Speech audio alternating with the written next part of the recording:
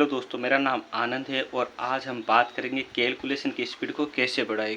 क्योंकि अभी SSC CGL हो गया या सीएचएसएल हो गया, उन सभी एग्ज़ाम्स में सेक्शनल टाइमिंग लग चुकी है। अब कैलकुलेशन का बहुत बड़ा रोल हो जाता है। ऑलमोस्ट लगभग कितने 15 मिनट मिलेंगे, लगभग या पूरे 15 मिनट मिलेंगे और आपको 25 क्वेश्चन करने हैं। तो एटलीस्ट 20 क्वेश्चन करने के लिए कैलकुलेशन आनी ही आनी चाहिए। जिसकी कैलकुलेशन स्पीड होगी वो खींच जाएगा पेपर, क्योंकि जीके में ज़्यादा नंबर नहीं बन सकते। तो आपको मैथ्स, इंग्लिश और रीजनिंग में ही बनाने पड़ेंगे नंबर। ओके। और आप ये सोच रहे होंगे कि कट ऑफ कम जाएगी, कट ऑफ कम नहीं जाएगी। कुछ बच्चे होंगे जो कैलकुलेशन स्पीड करके मैथ्स में नंबर बना लेंगे और रीजनिंग 15 मिनट में हो जाती है, और इंग्लिश तो ईजीली 15 मिनट में हो जाती है, और जीके में उतने ही नंबर आने वाले हैं। तो कट ऑफ कम कैसे जाएगी? हाँ, मान लिया 150 नहीं जाएगी, पर 140 तो जाएगी जाएगी। इसलिए आपको कैलकुलेशन स्पीड करनी बहुत ज़्यादा ज़रूरी है। तो अब बात करते हैं, सबसे पहले आपको करना क्या है। तो बेसिक क्या, 1 से लेकर 30 तक की टेबल। जैसे आपको कोई भी पूछ ले, जैसे 12 इंटू 9 कितने होते हैं, आपको पता होना चाहिए 108 होते हैं।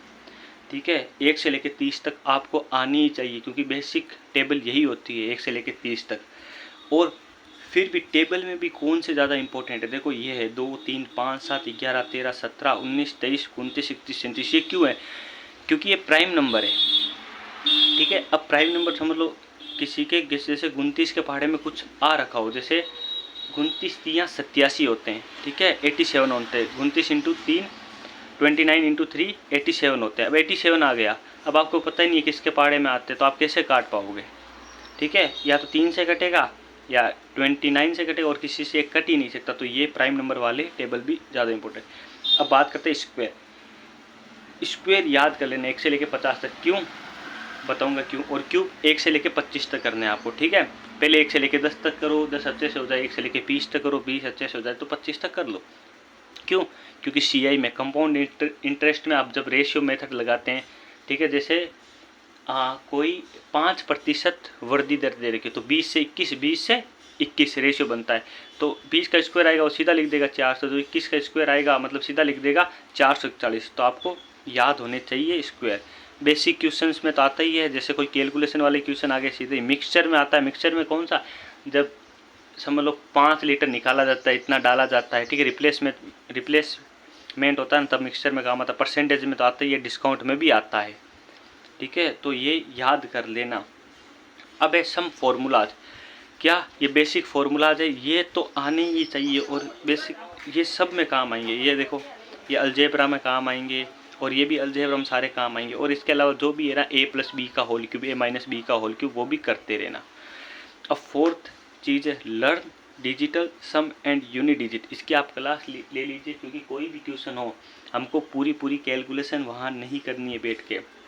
ठीक है, डिजिटल सम लगाएंगे और उत्तर निकाल देंगे, और जिसका निकलता है निकले, नहीं निकलता तो अगले क्वेश्चन में स्किप करके बढ़ जाएंगे। क्यों?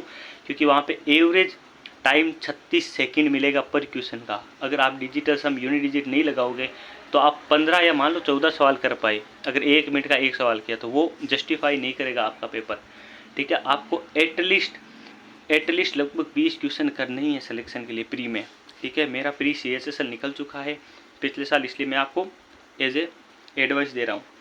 अब ट्रिग्नोमेट्री में ट्रिपलेट, मतलब ट्रिपलेट है जो ट्रिग्नोमेट्री में भी काम आएंगे, पाइथागोरस पर में भी काम आएंगे। ठीक है, अब जैसे 3, 4, 5, 8, 15, 17, 20, 21, 29, इसके अलावा भी होते हैं, वो आप गूगल करके या जेमिनी AI से पूछ लीजिए। ठीक है, अब जिसको याद होगा, जैसे समझ लो ये क्वेश्चन दे रखा 3, 4 यहाँ पे पूछ रखा है, तो आपको पता होगा 5 होगा, तो आप सीधा लिख दोगे। देखो 3, 4, 5।